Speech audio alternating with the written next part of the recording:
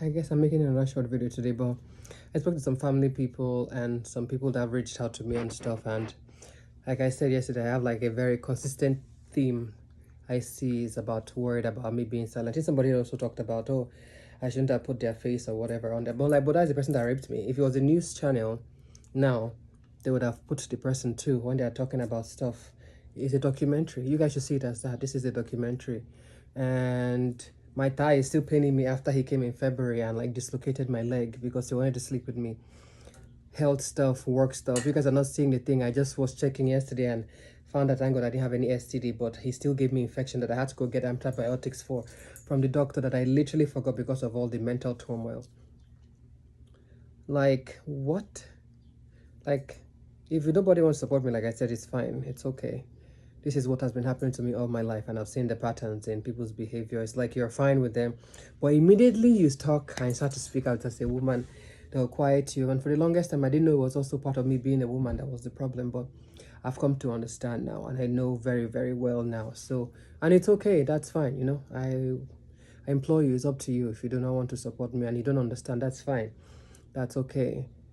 He was the one that took my stuff publicly, showed a woman that I did not know, and she came to brag to me while she was talking to me in our inbox, which is a public platform, and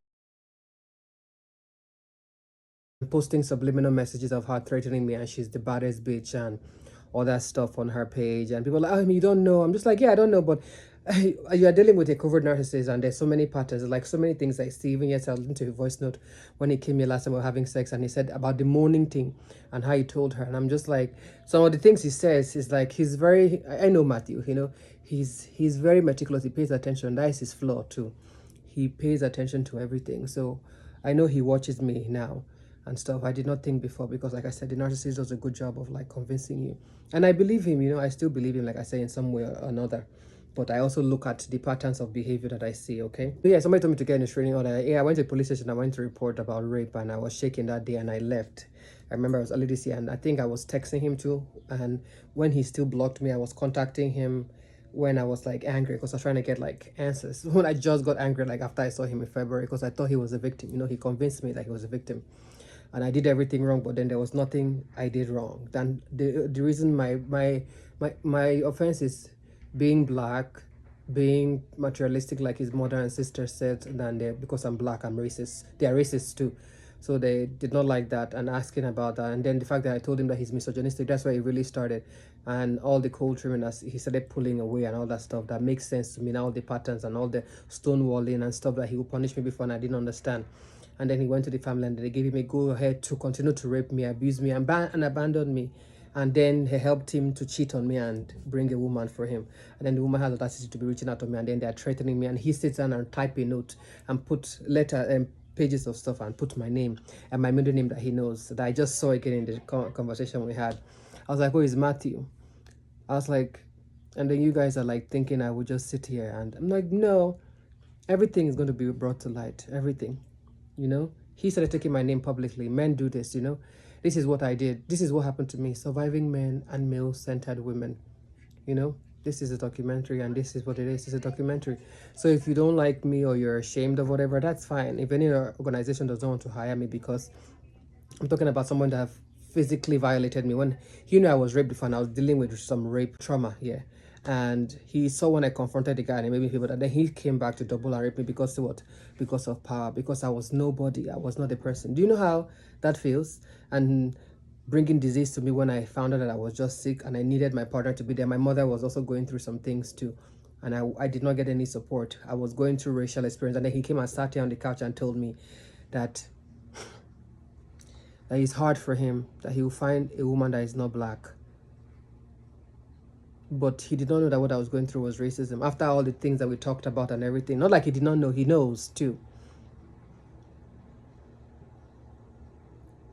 Please direct your focus and anger on the topic at hand.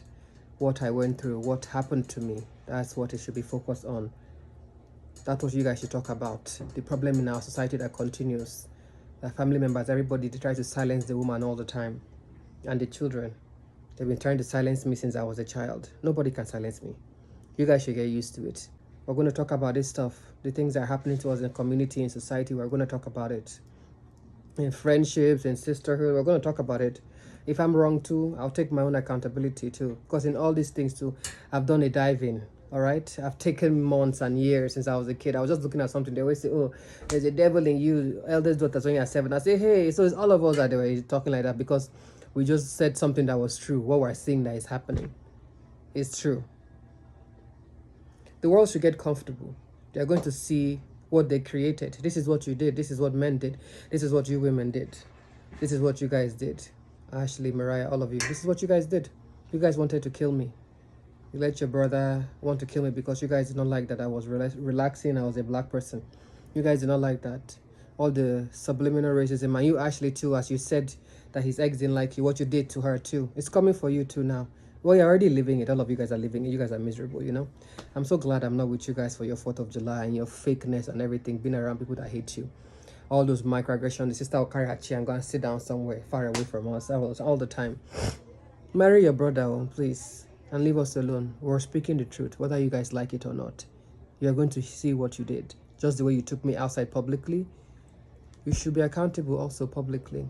We talked about doing this thing together and you tried to sabotage me and tried to humble me. This is what men do. They'll humiliate you. When he knew that this was what I was talking about, I started talking about men too. To talk about men's behavior and men's mental health. Instead, he wanted to use me as case study. This is the case study we are doing right now. Everybody should be comfortable with it, okay? You cannot punish me. I've already been punished by society, okay? I don't have no ties to you, all right? Well, anyway, bye.